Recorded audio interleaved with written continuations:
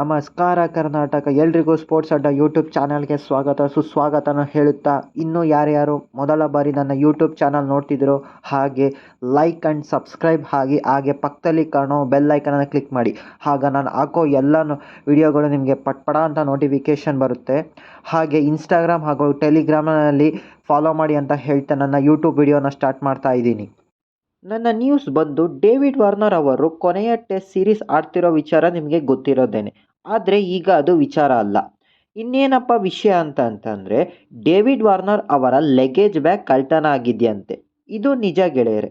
David Warner ಅವರು Sydney ಗ್ರೌಂಡ್ಗೆ shift ಆಗಬೇಕಾದ್ರೆ ಈ ಥರದ ಒಂದು ಘಟನೆ ನಡೆದಿದೆಯಂತೆ. ಆದರೆ ಅವರು ಲಗೇಜ್ ಕಳ್ಕೊಂಡಿದ್ರೂ ಪರವಾಗಿಲ್ಲ, ಬಟ್ ಅದರಲ್ಲೂ ಒಂದು ವಿಷಯ ಇದೆ. ಅದು ಏನಪ್ಪ ಅಂತಂದರೆ, ಮೊದಲ ಬಾರಿ ಟೆಸ್ಟ್ ಡೆಬ್ಯೂ ಮಾಡಿದಾಗ ಕೊಟ್ಟಿದ್ದಂತಹ ಗ್ರೀನ್ ಕ್ಯಾಪ್ ಕೂಡ ಆ ಲಗೇಜ್ ಬ್ಯಾಗ್ನಲ್ಲಿ ಇತ್ತಂತೆ. ಸೊ ಆ ಗ್ರೀನ್ ಕ್ಯಾಪ್ನ ಅವರು ಕೊನೆಯ ಟೆಸ್ಟ್ನಲ್ಲಿ ಹಾಕ್ಕೊಂಡು ಆಡಬೇಕು ಅಂತ ಅಂದ್ಕೊಂಡಿದ್ರಂತೆ. ಬಟ್ ಈಗ ಆ ಲಗೇಜ್ ಬ್ಯಾಗೇ ಕಳ್ತನ ಆಗಿದೆ ಗೆಳೆಯರೆ. ಹಾಗಾಗಿ ಡೇವಿಡ್ ವಾರ್ನರ್ ಅವರು ಒಂದು ರಿಕ್ವೆಸ್ಟ್ ಮಾಡ್ಕೊಂಡಿದ್ದಾರೆ. ಏನಪ್ಪ ಅದು ಅಂತಂದರೆ, someone has taken my backpacks out of my actual luggage. Inside this backpacks was my biggie greens.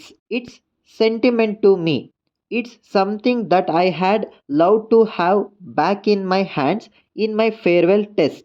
If it's the backpack that you really wanted, I have a spare one here.